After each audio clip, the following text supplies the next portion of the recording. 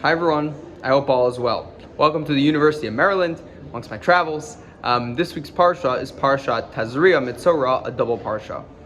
And this week I want to leave everyone with a very simple message, simple in terms of the question should be very obvious and the answer is also pretty obvious, but it's something we don't usually think about all the time, and this could be a good reminder. So let's jump into it.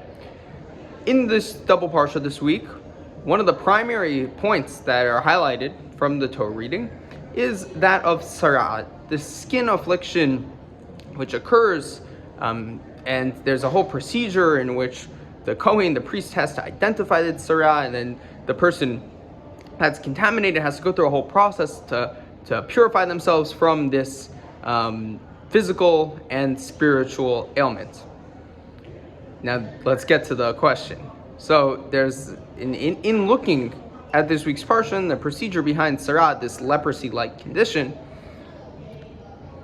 you'd think the person that's inflicted would go to someone that's an expert in the halachos, the laws of Tzara'at, or they go to a doctor or someone that's qualified, so to speak, to deal with a physical ailment like this. And yet they go to the Kohen, they go to the priests, who spend their time doing temple service. And the priest then, brings it down in this week's Parsha very thoroughly. The priest, through many different methods, identifies whether or not their physical ailment is Tzara'at or not, this leprosy-like disease or not, and then brings them through the whole process. So what's the obvious question here? Why are they going to the Kohanim? Why are they not going to someone medically qualified, so to speak? So as I alluded to a little earlier in the video, Tzara'at, this leprosy-like ailment, is not only a physical ailment, it's also a spiritual ailment. So we have that side to why to go to the Kohanim, why to go to the priests, because there's also the spiritual aspect to it. But more than that, Moshe Feinstein gives a beautiful answer.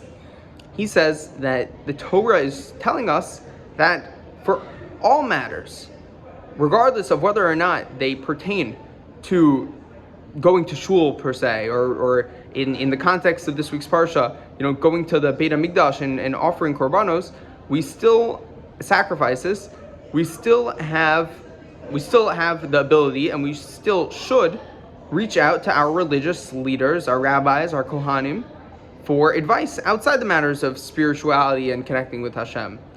And Moshe Feinstein brings this both in terms of the actual people who facilitate spiritual endeavors, like rabbis and priests and those of the sorts, those who are experts in learning Torah, but also in terms of Hashem, thinking about Hashem in general, that we shouldn't just leave Hashem in the shul, in the Beit HaMikdash. Hashem is everywhere, even in pertaining to physical ailments. The first thought we should have is maybe this has some spiritual implication, or maybe we should go. Maybe it's some kind of mental thing that's manifesting itself on my skin. Right? It's something that happens scientifically. Maybe I should go talk to my spiritual leader about this. So it's a very interesting and beautiful point that's pointed out by Moshe Feinstein.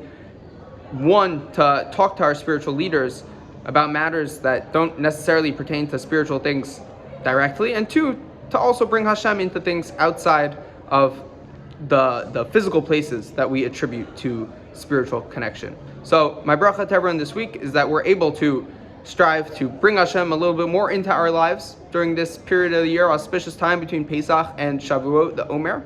And with that, I wish you all a Shabbat Shalom.